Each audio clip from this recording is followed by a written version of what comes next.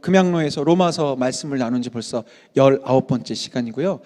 다음 주가 이제 6월 마지막 금요일인데 20번째 시간으로 전반부 1부의 시간이 맞춰집니다. 다음 주에도 광고하고 계속해서 말씀드리겠지만 7, 8월 금양로 기도회는 이제 특별한 시간들로 또 이렇게 새롭게 여름 방학처럼 이렇게 보내고, 다시 제가 이제 9월부터 로마서 말씀이 이제 시작될 거예요. 제 마음에 품은 것이 40주면 강해를 다 끝낼 수 있을 것 같다는 마음으로 이렇게 한 걸음씩 왔는데, 제가 의도하지는 않았는데 정말 딱 중반부에 왔을 때 20번째 시간으로 다음 주에 딱 끝이 나더라고요. 그래서 로마서 말씀이 계속해서 우리의 삶에 도전이 되고 삶의 원칙이 되었으면 좋겠습니다. 로마서 9장을 나누기 전에 로마서 8장이 너무나도 중요하기 때문에, 복음 중에서도 복음이고 반지로 치면 그 가운데 박혀있는 다이아몬드와도 같은 장이 로마서 8장이기 때문에 이미 이제 너무나 잘 아시겠지만 한 번 더 반복을 하겠습니다. 왜냐하면 반복만큼 우리의 마음에 새겨지는 것이 없기 때문에. 자, 이제 이 자막을 계속 저에게 맞춰서 띄워주시고요. 로마서 8장은 우리 인간에게 죄와 사망의 법, 또 생명의 성령의 법, 두 가지 법 중에 하나가 반드시 작용한다고 가르쳐주고 있습니다. 당연히 예수 그리스도의 사람들은 생명의 성령의 법에 다스림을 받아야 되는 사람이 되겠죠. 그래서 우리는 날마다 깨어서 예수님의 이름을 부르고 기도하고 나의 힘을 의지하는 것이 아니라 주님의 힘을 의지하는 그런 신앙생활을 해야 한다고 말씀드렸어요. 왜? 주님 없이는 우리는 원치 않아도 죄와 사망의 법에 다스림을 받을 수밖에 없기 때문에 하는 모든 것들이 결국은 누군가를 아프게 하고 나를 아프게 하는 일이 될 수밖에 없기 때문에, 한번 우리에게 맡겨주신 인생, 그리고 나에게 맡겨주신 소중한 가정, 우리의 교회가 죄와 사망의 법으로 엉망진창이 되어서야 되겠습니까? 그래서 우리는 생명의 성령의 법, 예수 그리스도를 영접했고 그 예수님이 내 안에서 일하실 수 있도록 생명의 성령의 스위치를 날마다 키셔야 된다고 말씀드렸습니다. 그 다음 두 번째 시간에서는 그렇게 성령의 법에 따르는 사람에겐 세 가지 특징이 있다. 부활의 능력을 믿으며 살게 되고, 하나님의 인도하심을 받으며 살게 되고, 하나님의 자녀로 살게 되는 것이죠. 그래서 우리가 죽음을 두려워하지 않고 실패를 두려워하지 않고 주님의 인도하심을 따라서 주님의 자녀로 살아가는데, 그 다음 시간에 이 말씀을 드렸어요. 자녀가 된다는 것은 참 놀라운 권세죠. 마음껏 기도하고 하나님의 축복을 누리고, 무엇보다도 하나님의 아들이 되었고 하나님의 따님들이 되셨기 때문에 우리는 죽으면 아버지 집에 갑니다. 그렇죠? 우리 예배 마치시고 어디로 가실 거예요? 집으로 가시죠? 집으로 안 가시는 분들은 대단한 체력이십니다. 그 다음 또 어디를 가실지 모르겠는데 우리는 집으로 갑니다. 그렇죠? 모든 게 끝나면 집으로 가요. 인생 우리에게 맡겨주신 사명이 다 끝나면 우리는 집으로 갑니다. 천국을 가는데, 그 자녀의 놀라운 권세가 있지만 동시에 자녀의, 이 얘기는 아마 다음 주에도 또 나누게 될 거예요. 축복과 동시에 책임을 부여하신단 말이에요. 우리가 자녀가 되었기 때문에 막 엉망진창 사는 것이 아니라 이를 위해 감당하게 하신 가업이 있는데 바로 십자가와 고난이라는 겁니다. 그래서 한 장 넘겨주시면 로마서 8장 17절에는 이런 말씀이 있죠. 자녀이면 상속자인데 우리가 그리스도와 함께 영광을 받으려고 그와 함께 고난을 받습니다. 우리는 하나님이 정하신 상속자고 그리스도와 더불어 공동 상속자입니다. 그래서 성경은 우리의 고난에 대해서 절대로 침묵하거나 그냥 넘어가지 않습니다. 그리고 그 고난은 쓸데없는 것이 아니라는 것, 고난은 악이 아니라는 것을 성경은 이야기하고 있고요. 다음 장이요. 그래서 우리는 늘 기억해야 돼요. 지금 내가 고난을 당하고 있는 일이 장차 영광을 위해서 복된 일이다. 하나님은 당신의 자녀들이 의미 없는 고난에 그저 빠져 있는 거 절대 허락하시지 않습니다. 우리 주님은 좋으신 하나님이기 때문에. 근데 내 머리와 내 삶은 도무지 나한테 왜 이런 고난을 주셨지? 왜 나에게 이런 질병을 주셨을까? 왜 나의 자녀에게 이런 아픔을 주셨을까? 물론 많은 물음표들이 있고 주님 만날 그날까지 그거에 대한 해답을 얻지 못하는 고난도 있으실 거예요. 그러나 우리는 믿어야 합니다. 우리에게 고난을 허락하신 데에는 장차 영광의 자리에 가게 하시기 위해서 우리에게 복으로 주셨다는 것, 그것을 우리가 로마서 말씀을 통해 기억하고 있고요. 그 다음, 그러니 이 맥락 안에서 하나님을 믿고 따르는 자들에게는 어떤 은혜를 주세요? 모든 것이 합력하여 선을 이루는, 고난마저도 선이 되어가는 일을 이루시는데 아무에게나 그 일을 이루시는 것이 아니라고 말씀드렸죠. 하나님을 사랑하는 자, 곧 그 뜻대로 부르심을 입은 자들에게는 모든 것이 합력하여 선을 이루느니라는 말씀이 로마서 8장 28절에 풀 텍스트입니다. 그러니까 모든 것이 합력하여 선을 이룰 거야, 무슨 도깨비 방망이 같은 말씀이 아니라 하나님을 사랑하는 자가 되기 위해서 우리가 애를 써야 되겠죠. 우리의 구원은 우리의 공로로 되는 것은 아니지만 주님의 자녀로 주님의 복을 누리며 사는 것은 내 노력에 달려 있어요. 여러분 잊으시면 안 돼요. 예수를 믿고도 시시한 인생을 살 수 있고요, 예수님을 믿고 지금부터 천국을 누리며 살 수 있는데 그거는 나의 노력에 달려 있다고요. 어떤 노력? 어떤 종교적인 노력이 아니라 하나님을 사랑하고자 하는 노력. 세상의 다른 것보다도 그 누구보다도 하나님을 사랑하고 의지하려는 내 노력이 하나님의 천국의 복을 당겨오고 그것이 또 그 뜻대로 부르심을 받은 자라는 것과 연결이 됩니다. 마지막으로 이 고난 많은 이 세상 가운데 주님께서 우리를 던져두실 때 그냥 버려두시지 않고 하나님의 사랑으로 붙잡아 주시는 것이 복음의 중에 복음이라고 말씀드렸어요. 그래서 하나님이 내 백이 되어 주시고 필요하다면 주님이 다 주실 것이고, 왜? 독생자 예수도 아낌없이 주셨는데 필요하다면 안 주실 게 없고 못 주실 게 없죠. 그래서 우리는 늘 어린아이처럼 마음껏 간구하는 거예요.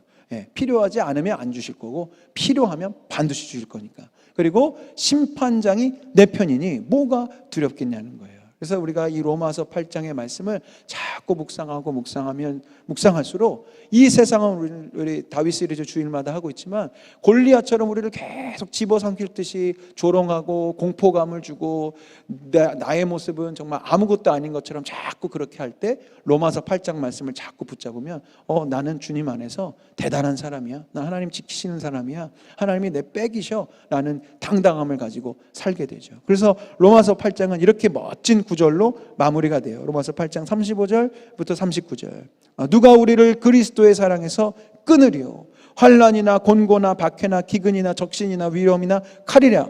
그러나 이 모든 일에 우리를 사랑하시는 이로 말미암아 어떻게 해요? 우리가 넉넉히 이깁니다.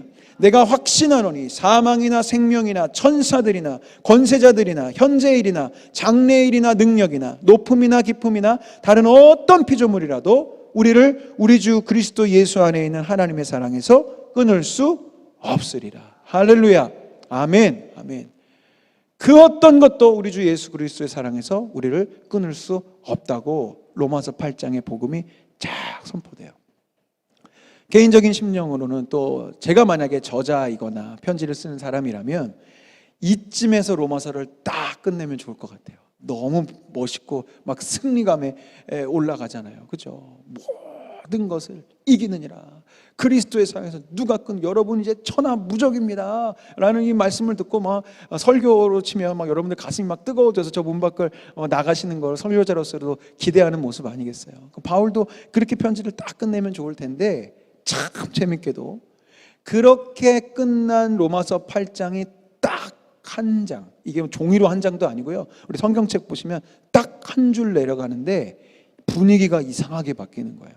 로마서 8장은 기쁨과 환호와 누가 끊으리요 막 이렇게 외치고 있는데 이 로마서 9장은 로마서 8장의 기쁨은 온데간데 없고 근심과 걱정과 고통의 이야기가 시작이 돼요. 오늘 1절과 2절을 다시 제가 읽어볼게요. 내가 그리스도 안에서 참말을 하고 거짓말을 아니하노라. 나에게 큰 근심이 있는 것과 마음에 그치지 않는 고통이 있는 것을 내 양심이 성령 안에서 나와 더불어 증언하노니. 예전에 이 로마서 말씀을 깊이 묵상하고 또 읽을 때 이 넌센스는 뭔가 싶은 물음이 계속 제 안에 잡혔어요. 로마서 8장은 기쁨으로 마무리되고 사도 바울이 정말 온 세상을 이긴 사람처럼 그렇게 선포하고 우리 성도들에게 용기를 북돋아주고 있는데 딱 한 장 지나고 나 성도들한테는 그렇게 용기를 준 사람이 나에겐 근심이 있고 고통이 있고 그런 것들을 표현하고 있어요.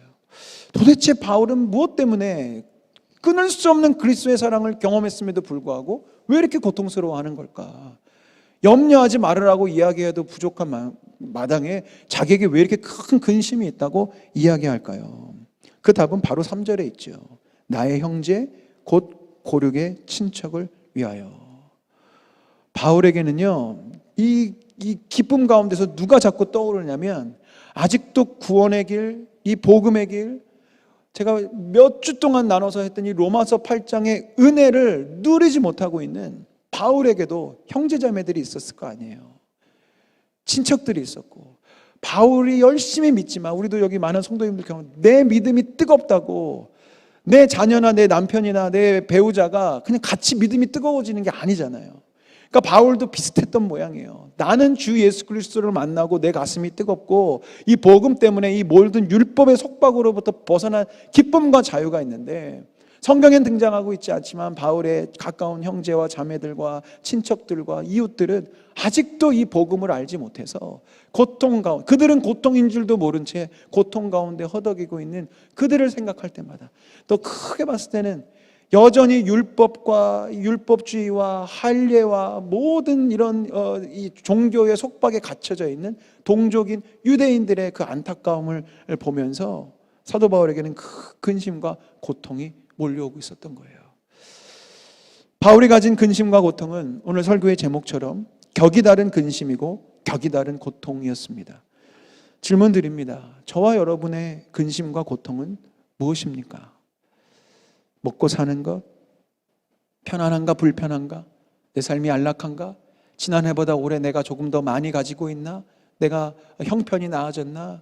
와 같은 근심과 걱정 아니십니까? 물론 그런 근심이 악하고 잘못됐다는 것은 아니지만, 이제 우리가 로마서 말씀을 배우고 그 말씀 위에 서서 기도하고 행동하는 크리스천이 되고자 하신다면 우리는 바울이 가진 이 로마서 9장에 격이 높은 근심과 고통을 가질 수 있는 사람이 되셔야 돼요.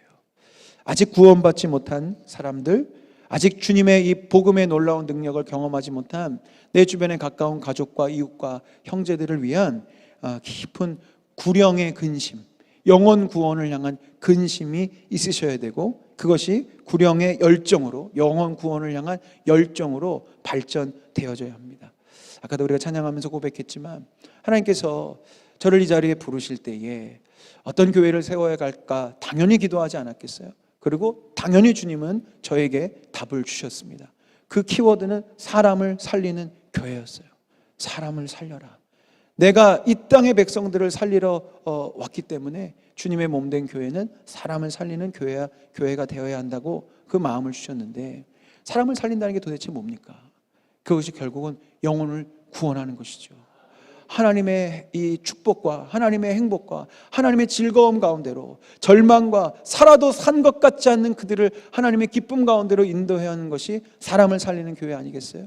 그 일은 우리가 창립기념주일 때 제가 도전 드릴 텐데 결코 단 한 사람이 할 수 있는 일이 아니고 주님 그렇게 하지 않으십니다. 우리 모두가 함께 해야 할 일이에요. 그래서 오늘 이 말씀이 오늘 우리에게 주는 도전이 큰 것이죠. 바로 이 사도 바울이 품었던 격이 높은 근심으로부터 영혼 구원을 향한 간절한 기도.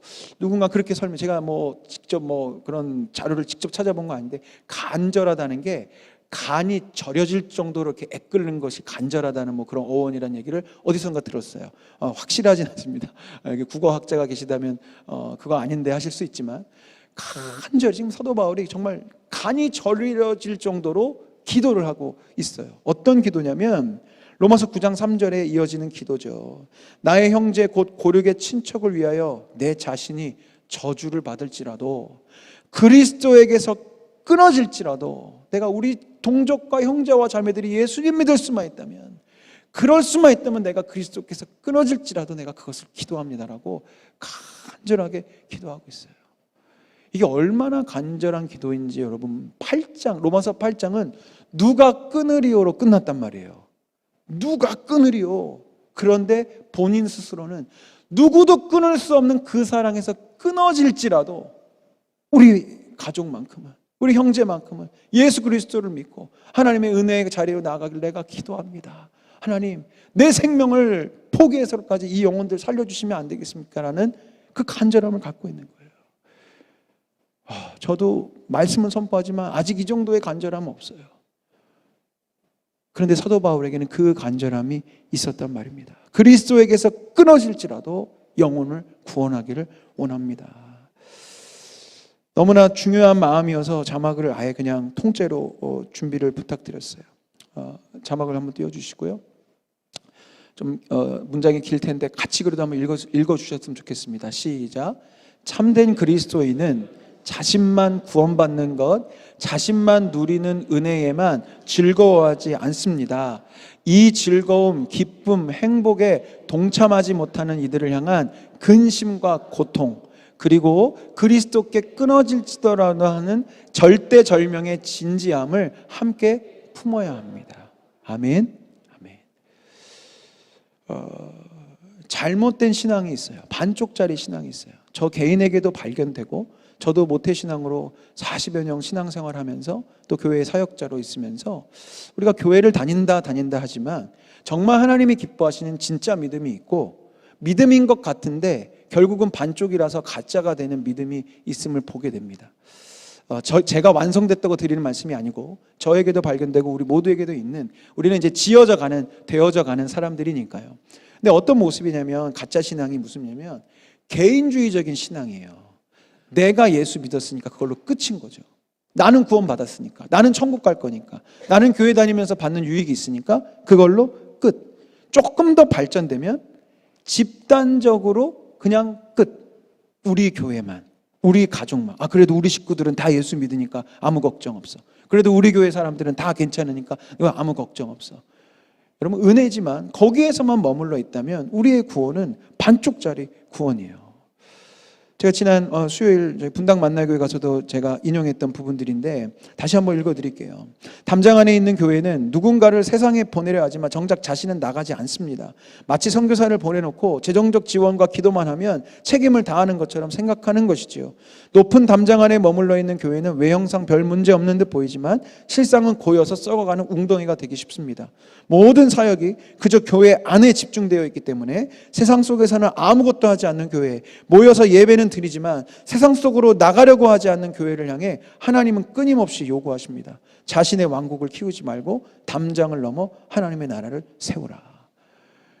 우리가 신앙생활을 하지만 우리가 이렇게 주일에 모여서 뜨겁게 예배하고 우리끼리 식당에서 막 애찬을 나누면서 교제를 하고 남은 모임마다 모여서 서로 나누고 기도하고 너무 귀한 일이죠. 복된 일이에요.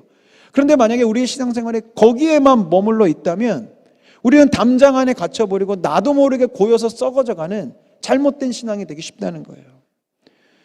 우리는 반드시 그렇게 뜨겁게 예배하고 애찬을 나누고 나무 모임을 통해서 서로 기도로 격려하고 도왔으면 이제 그 힘을 가지고 세상을 향해 나아가서 하나님의 백성으로서 나의 삶과 행동과 나의 입술을 통해서 예수님을 전하고 누군가를 하나님의 품으로 이끌어올 수 있는 그 다음의 일까지 나아갈 수 있어야 되는 겁니다.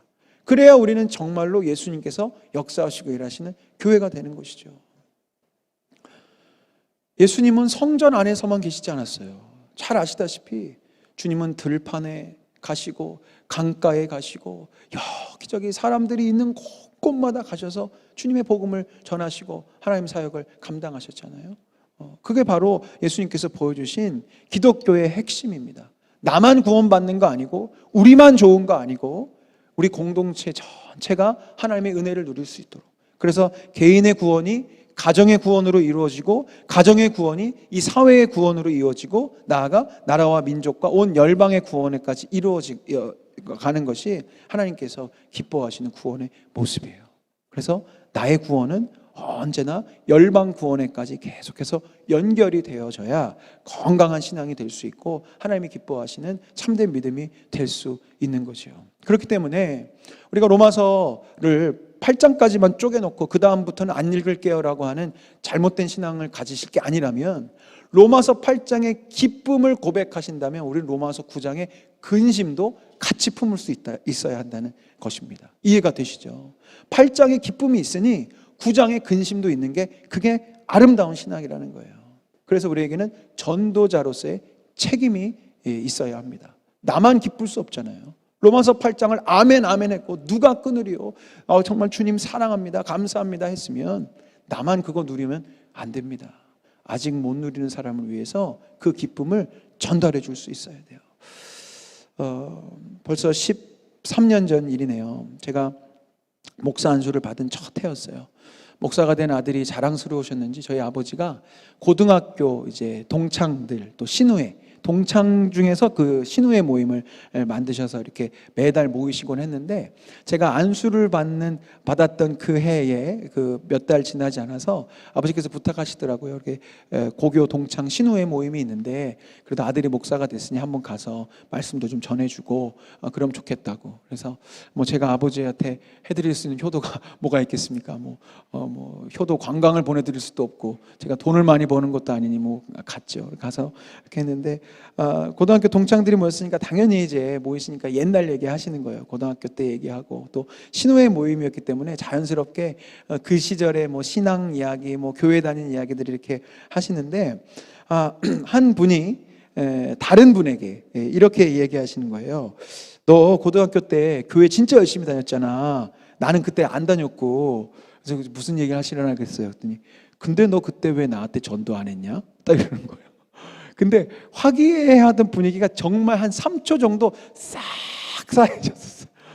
근데 제가 이제 말씀 전하고 기도한 다음에 이제 식사하면서 얘기했는데, 저는 그 다음부터는 이제 그냥 아들이고 그래서 그냥 조용히 밥을 먹고 있었죠. 근데 그때 제 속에서 이 모습이 혹시 우리가 천국에서 보여지는 모습이 되면 어떨까라는 그런 게 싸늘한 상상이 되는 거예요. 저 천국에서 누군가를 만났는데 혹시라도 그 사람이 이렇게 물으면 나는 뭐라고 답할 수 있을까? 너 그때 왜 나한테 전도 안 했어? 다행히 다른 누군가가 나에게 전도해줘서 망정이지 나 큰일 날 뻔했잖아 라고 한다면 내 마음이 어떨까라는 생각을 그때 하게 됐어요. 여러분은 어떠세요? 누군가가 여러분 교회 다니는 거 뻔히 아는데 내가 복음을 전하지 않았던 그 일을 뭐 농담이든 뭐든 와서 너 그때 왜 나한테 전도 안 했냐? 나 지옥 갈 뻔했잖아 라고 할 때 여러분들의 마음에는 어떤 마음이 드시겠냐는 거예요. 에스겔서 33장에 보면 파수꾼의 책임에 대해서 주님이 이렇게 말씀하십니다. 사람아, 너는 내 민족의 자손 모두에게 전하여라. 너는 그들에게 말하여라. 만일 내가 어떤 나라의 전쟁이 이르게 할 때에 그 나라 백성이 자기들 가운데서 한 사람을 뽑아서 파수꾼으로 세웠다고 하자. 이 파수꾼은 자기 나라로 적군이 접근하여 오는 것을 보고 나팔을 불어 자기 백성에게 경고를 하였는데도 어떤 사람이 그 나팔 소리를 분명히 듣고서도 경고를 무시해서 적군이 이르러 그를 덮치면 그가 죽은 것은 자기 탓이다. 그는 나팔 소리를 듣고서도 그 경고를 무시하였으니 죽어도 자기 탓인 것이다. 그러나 파수꾼의 나팔 소리를 듣고서 경고들을 받아들인 사람은 자기의 목숨을 건질 것이다. 그러나 만일 그 파수꾼이 적군이 가까이 오는 것을 보고서도 나팔을 불지 않아서 그 백성이 경고를 받지 못하고 적군이 이르러 그들 가운데 어떤 사람을 덮쳤다면 죽은 사람은 자신의 죄 때문에 죽은 것이지만 그 사람이 죽은 책임은 내가 파수꾼에게 묻겠다라는 말씀을 하세요. 이게 무슨 상황인지 뭐 충분히 이해하셨겠지만 한 번 더 쉽게 설명해 드릴게요. 이스라엘 고대 사회의 전쟁을 치를 때 이 파수꾼을 세워놓는 거죠. 모두가 불침번을 쓰고 있을 수는 없으니까요. 파수꾼은 늘 멀리를 보면서 적군이 오는지 아는지를 확인하는 거예요. 근데 저 멀리서 흙먼지가 날려오고 적군이 달려온다고 느껴지면 나팔을 빠빠빠빠 이렇게 불어가지고 잠자고 있고 아직 쉬고 있는 병사들이 전쟁을 준비할 수 있도록, 또 미리 도망갈 수 있는 일반 백성 도망갈 수 있도록 그렇게 알려주는 책임이 있었다는 거죠. 근데 파수꾼이 그렇게 나팔을 불고 적군이 몰려옵니다라고 막 소리를 쳤음에도 불구하고 아랑곳하지 않고 뭐 그러든지 말든지 있다가 죽은 사람은 그 사람 책임이라는 거예요. 당연히 그 경고를 듣고도 무시했기 때문이죠. 그러나 파수꾼에게 그 책임이 있음에도 불구하고 이 파수꾼이 게을러서, 아니면 하고 싶지 않아서, 아니면 쑥스러워서, 아니면 난 성향이 그렇지가 않으니까 뭐 이러저러한 이유로 적군이 오금에 불구하고 나팔 불기 나 너무 소극적인데 안 불면 백성들은 모를 거 아닙니까? 적군이 오는지 안 오는지. 그래서 다 죽임을 당하게 되면 그 죽음에 대한 책임을 파수꾼에게 물으시겠다는 거예요. 이게 결국 무슨 말입니까? 전도자에 대한 책임을 물으시겠다는 거예요. 우리에게는 기쁨에 대한 소식이 있어요. 동시에 그 기쁨의 소식은 무엇입니까? 예수 그리스도를 믿지 아니할 때 찾아오는 경고의 메시지이기도 하잖아요. 우리는 그것을 분명히 알았어요. 그렇죠? 예수 그리스도를 믿고 천국에 이르렀다는 기쁨은 반대로 표현하자면 주님을 모르고 주님을 믿지 않으면 지옥의 고통에, 이 땅에서부터 죽어서까지 지옥의 고통에 빠질 수도 있다는 것을 의미하고 있지 않습니까?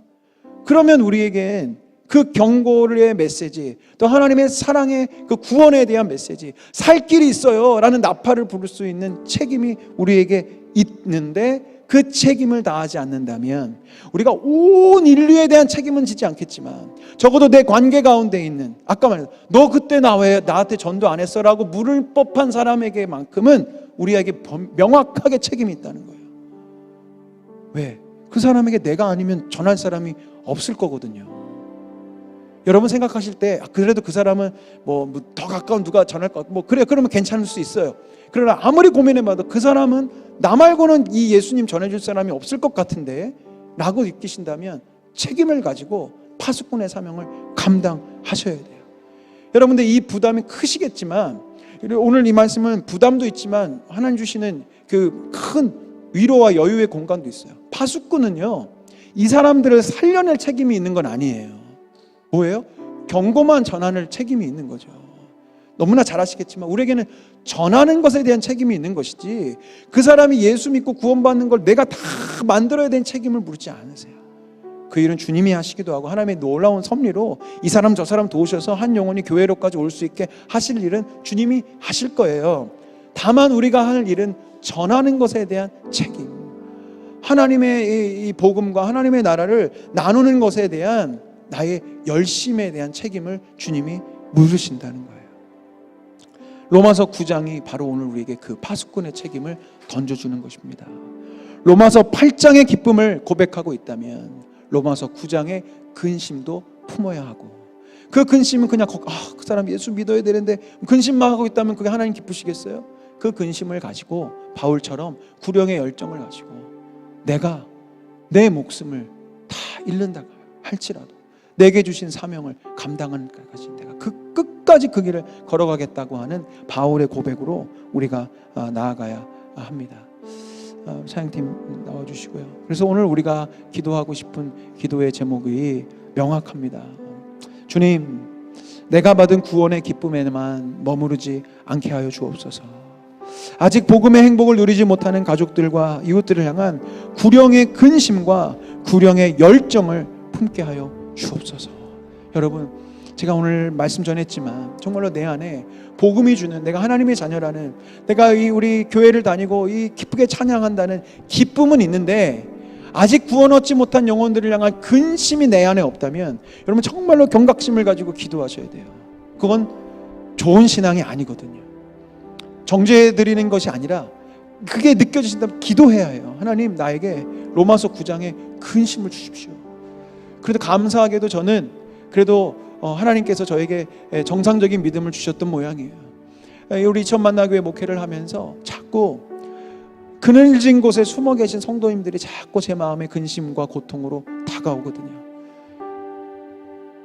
함께 교회를 다니고 있지만 여러저런 이유로 이 믿음의 자리를 잘 지켜내지 못하는 분들, 교회에 왔다가 그냥 이름 없이 소리 없이 그냥 조용히 가시는 그런 분들을 볼 때 제 마음에 또 다른 근심과 걱정이 있어요.